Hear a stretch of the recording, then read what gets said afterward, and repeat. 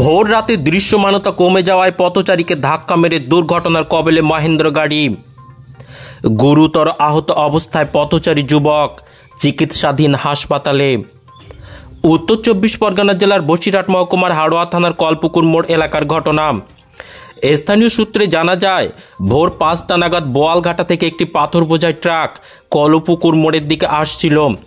অন্যদিকে কলপুকুর এলাকার এক যুবক কাজে যাওয়ার জন্য রাস্তার পাশে দাঁড়িয়েছিল।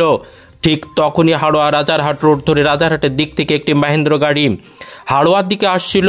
কলপুকুর মোড় এলাকায় আসতেই দৃশ্যমানতা কমে যাওয়ায় পথচারী ওই যুবককে ধাক্কা মেরে উল্টে যায় মহেন্দ্র গাড়িটি। এই ঘটনায় গুরুতর আহত হয় ওই পথচারী। ওই যুবক স্থানীয়, তাকে উদ্ধার করে আরজিকর হাসপাতালে নিয়ে যাওয়া হয় চিকিৎসার জন্য।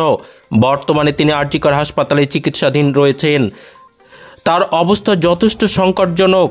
কিভাবে ঘটল এই দুর্ঘটনা জানতে ইতিমধ্যে ঘটনার পূর্ণাঙ্গ তদন্ত শুরু করেছে হাড়োয়া থানার পুলিশ। এমএস নিউজ বাংলা চ্যানেলের পরবর্তী খবর সবার আগে পেতে ইউটিউবে চ্যানেলটি সাবস্ক্রাইব করুন, ফেসবুক পেজ ফলো করুন, ফলো বাটন ক্লিক করুন এবং সেই সঙ্গে এই খবরটি ফেসবুকে প্রচুর পরিমাণে শেয়ার করুন। কিভাবে ঘটলো দুর্ঘটনা? এখানে সকালবেলা এই পাশেই বাড়ি, ছেলেটা সকালে করে কাজে যায়। ও এসে সাইডে দাঁড়িয়েছিল আর এই বোয়ালঘাটা থেকে এই রাস্তা দিয়ে একটা পাথরের লরি আসছিল। আর এই সামনাঘর থেকে হাড়োয়ার দিকে মহেন্দ্রটা খুব স্পিডে যাচ্ছিল। আর ওই লরিটা এসে, পাথরের লরিটা এসে ওতে মারে। আর ওই মহেন্দ্রটা ওই সাইডে যে ছেলেটা ছিল ওর উপর দিয়ে এসে পুকুরে পড়ে।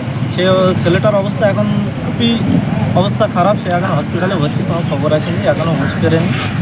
আর প্রায় দিন এখানে এরকম দুর্ঘটনা দেখা যায়। কদিন আগেই 10-15 দিন আগেই একটা সিভিক মারা গেল এরকমভাবেই।